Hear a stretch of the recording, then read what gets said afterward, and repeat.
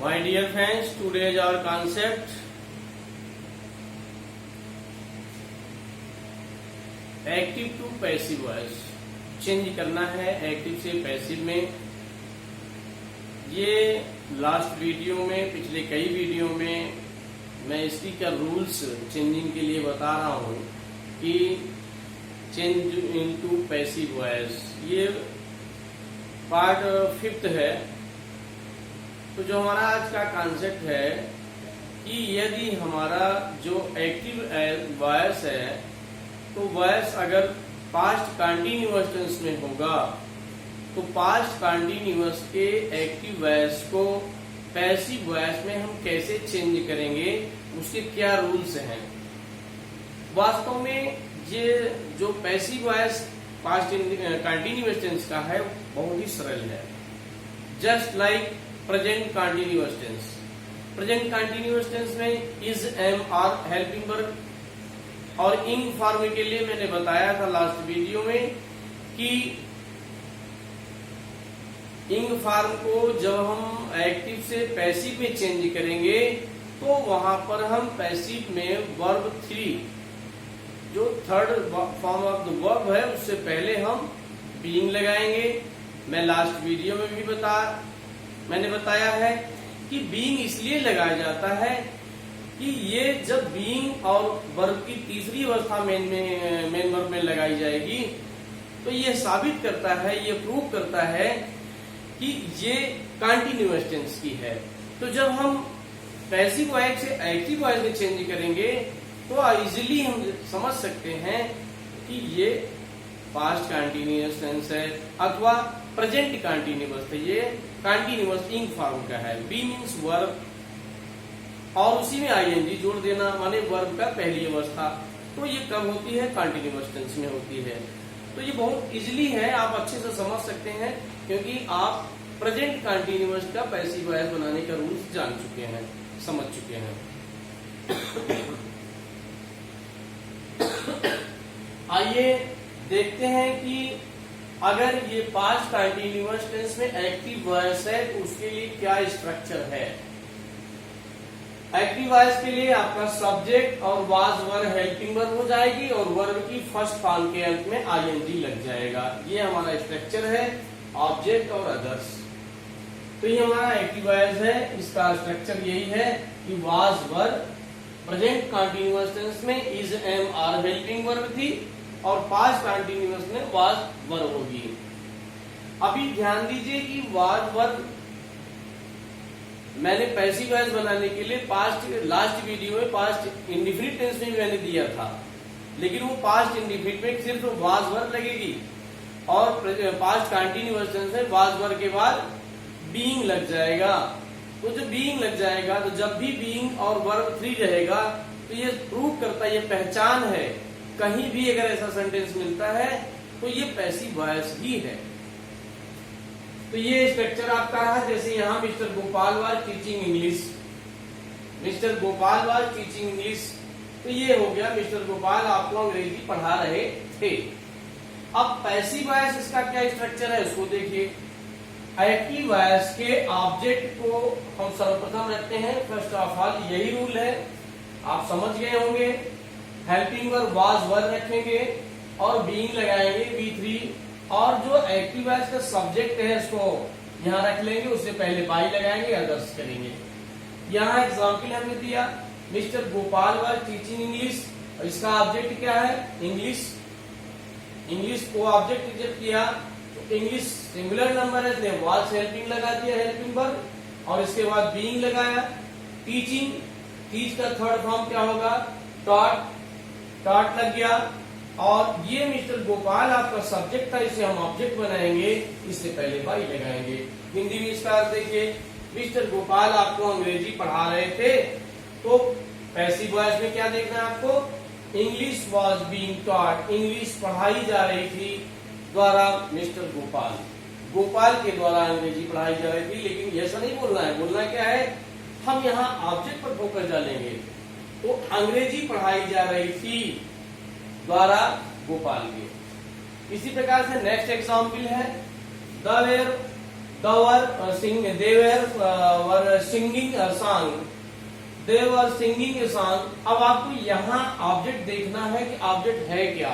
A song आपका object है, हमने यहाँ ले लिया ए सॉन्ग को सब्जेक्ट बना लिया। आसान के अनुसार यहाँ पर हमने हेल्पिंग वर्ब लगाया वाज। यहाँ सब्जेक्ट दे था इसलिए वर्ब लगाया।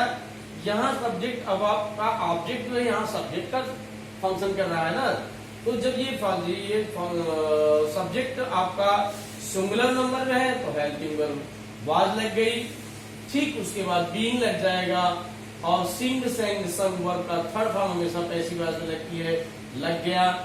संग बाई दे का ऑब्जेक्ट क्या हो जाएगा, देम हो जाएगा।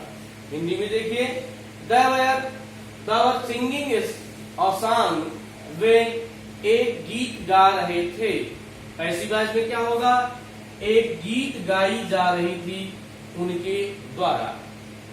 अब आप इससे ढेर सारे एग्जाम्पल तैयार करिए, एक्सरसाइज करिए, बिल्कुल कंफर्म हो जाएंगे, किसी प्रकार का कंफ्यूजन नहीं रह जाएगा। नेगेटिव देखिए, नेगेटिव में मैंने डायरेक्ट पैसिव वॉइस का स्ट्रक्चर दिया। एक्टिव वॉइस के ऑब्जेक्ट को रख लेंगे, वाज वर्ब रखेंगे, नॉट रखेंगे, बीइंग से पहले नॉट लग जाएगा। B3 by subject. She was not writing a letter. She was not writing a letter, वह एक पत्र नहीं लिख रही थी। ऑब्जेक्ट आपका अ लेटर है, ए लेटर लिख दिया गया।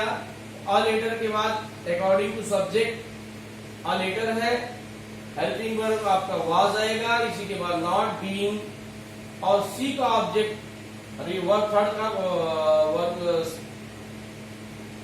Third form of the verb लगना ही है। और ये जो सब्जेक्ट आपका सी है, इससे पहले आपका सी को हम ऑब्जेक्ट क्या बनाएंगे, हर बनाएंगे, इससे पहले बाई। एक पत्र लिखा जा रहा था द्वारा उसके। इसी प्रकार से जहां एक सेंटेंस है, we were not plucking the flowers. We were not plucking the flowers, हम फूलों को नहीं तोड़ रहे थे। द फ्लावर्स यहाँ सब्जेक्ट बन जाएगा क्योंकि उसका ऑब्जेक्ट यहाँ सब्जेक्ट का काम करेगा। According to subject verb not लग जाएगा। बीइंग प्लग्ड बाय अस, फूल नहीं तोड़े जा रहे थे हमारे द्वारा। अब निगेटिव हो गया, इसमें भी आप ज्यादा एग्जाम्पल तैयार करें, एक्सरसाइज करें। देखिए एक चीज ध्यान रखिए, जितना ही एक्सरसाइज आप करेंगे, जितनी एक्सरसाइज करेंगे उतना ही आपका स्ट्रांगली कंफर्मेशन हो जाएगा, आपको कहीं डाउट नहीं रह जाएगा। तो एक्सरसाइज आपको हमने कोई हिंट के लिए एक दो एग्जाम्पल दे दिया है, आप 10-20 तो करिए। इंट्रोगेटिव देखिए, IW means interrogative word, helping verb was verb. सब यहां मैं ऑब्जेक्ट बार बार लिखता हूं, तो ऑब्जेक्ट हमारा इंटेंशन ये है कि एक्टिव वॉइस का ऑब्जेक्ट यहां सब्जेक्ट का काम करता है। ये मैं हर वीडियो में आपको बताया हूं। नॉट, बीइंग से पहले नॉट लग जाएगा। B3 by subject. Was she giving a letter to you, क्या हुआ, आपको एक पत्र दे रही थी। क्या हुआ, आपको एक पत्र दे रही थी। पैसिव वॉइस क्या बनेगा, यहां देखिए डबल ऑब्जेक्ट आ गया। मैंने पिछले कई वीडियो में आपको डबल ऑब्जेक्ट के हिसाब से दोनों ऑब्जेक्ट का हमने पैसिव वॉइस बना के बताया। वास्तव में दो नहीं बनाने की जरूरत है, आप चाहे बना सकते हैं, दोनों सही है, नो डाउट। बट जो वर्ब, मेन वर्ब के बाद उसके नजदीक का जो ऑब्जेक्ट होता है उसी को आप बना लेना चाहिए। यहाँ अ लेटर है, गिविंग अ लेटर, तो जरूरी नहीं कि हम यू को यहाँ बनाएंगे तो गलत नहीं होगा, लेकिन मोस्टली क्या होता है कि वर्ब के पास, मेन वर्ब के पास जो ऑब्जेक्ट होता है उसी को हम आधार मान के बना देते हैं। तो अ लेटर है, अ लेटर सिंगुलर नंबर है इसलिए हमने वाज लगा दिया सब्जेक्ट से पहले, तो was a letter being verb का थर्ड फॉर्म, यहाँ फर्स्ट फॉर्म लगा, यहाँ थर्ड फॉर्म लगेगा। गिवन, छूटा हुआ जो ऑब्जेक्ट है ठीक उसके बाद ही रखा जाता है, और जो आपका सब्जेक्ट है उसको जब हम ऑब्जेक्ट बनाएंगे उससे पहले बाई लगा देंगे। क्या एक लेटर, क्या एक पत्र लिखा जा रहा था, दिया जा रहा था तुम्हें, बाई हर मैंने उसके द्वारा। वह तुम्हें एक पत्र दे रही थी, क्या तुम्हें एक वह पत्र दे रही थी, और पैसिव वॉइस में क्या होगा, क्या एक पत्र तुम्हें दिया जा रहा था द्वारा उसके।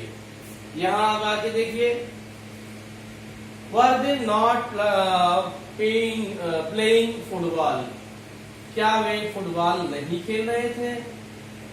पैसिव वॉइस में फुटबॉल हमारा ऑब्जेक्ट है, हमने इसको सब्जेक्ट बनाया, according to subject singular number है तो वाज हेल्पिंग वर्ब लगा दिया सब्जेक्ट से पहले। बीइंग नॉट बीइंग लग गया, बीइंग से पहले नॉट बताया गया है, ताकि ये एग्जाम्पल इसलिए दिया गया है कि आपको डाउट न रह जाए। Interrogative with negative, being played by them, they का ऑब्जेक्ट देम हो जाएगा। तो क्या फुटबॉल नहीं खेला जा रहा था द्वारा उनके। इसी प्रकार नेक्स्ट एग्जाम्पल इंटरोगेटिव वर्ड अगर है तो उसमें क्या करेंगे आप, वाई वेयर, यू है ना, यू से पहले स्ट्रिंग प्लूरल नंबर से बार लग गया, तो why were you not buying Ramayana, क्या तुम रामायण खरीद रहे थे। रामायण तुम क्यों नहीं खरीद रहे थे, हिंदी होगी रामायण तुम क्यों नहीं खरीद रहे थे, तो वाई तो इंट्रोगेटिव वर्ड है वही रहेगा, वाई लिख दिया गया। यहाँ ऑब्जेक्ट रामायण है इसलिए रामायण से पहले वाज लगाया गया, बीइंग से पहले नॉट, बाई बाट बाई यू। तो क्या रामायण क्यों नहीं खरीदा जा रहा था तुम्हारे द्वारा। इसी प्रकार से दूसरा इंडिकेटिव वर्ड है When was Sanjana not cooking food? Sanjana कब खाना नहीं बना रही थी, कब नहीं पका रही थी। तो हो जाएगा When was food not being cooked by Sanjana. When, अब चूंकि फूड सिंगुलर नंबर है इसलिए यहाँ was लगना ही है। Not being cooked passive voice में हमेशा थर्ड फॉर्म लगती है वर्ब का। तो यहाँ हो जाएगा, हिंदी में देखिए इसका सेंस क्या है, When was food not being cooked by Sanjana, कब खाना नहीं पकाया जा रहा था संजना के द्वारा। तो इतने एग्जाम्पल मैंने आपको अफर्मेटिव में, निगेटिव में, इंट्रोगेटिव में, डबल इंट्रोगेटिव विथ नेगेटिव दे दिया गया है और आशा करता हूं कि आप इसे समझ गए होंगे।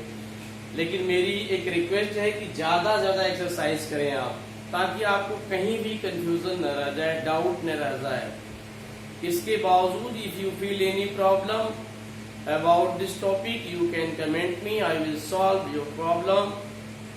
हाँ, एक मेरी रिक्वेस्ट है कि मेरे चैनल पर आप नए हैं तो प्लीज तुरंत मेरे चैनल को सब्सक्राइब करें, लाइक करें, शेयर करें, ताकि ज्यादा लोग इसका लाभ ले सकें। Thanks for watching my video. Okay.